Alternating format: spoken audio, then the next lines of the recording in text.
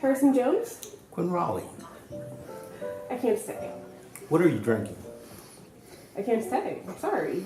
I only came because Lori said she didn't have your number and couldn't cancel, and I didn't want you to be waiting here because getting stood up in a bar like this is like falling face first on a runway. And I don't know you, but Lori's got this annoying habit of meddling, and it just seemed only decent to. What are you drinking? I can't stay, is what I'm saying. I don't do blind dates. My parents been on a blind date. Been inseparable ever since. Well, that's good for your parents and good for you because it means you exist, but This isn't a blind date.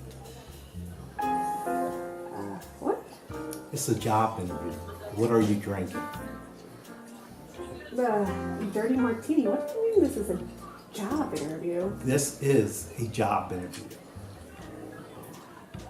Then why aren't we in the office? Because that's not how we do job interviews.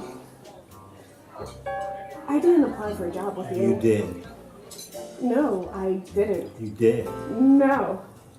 Why don't you ask me who I work for? All right. Who do you work for? Olivia Pope.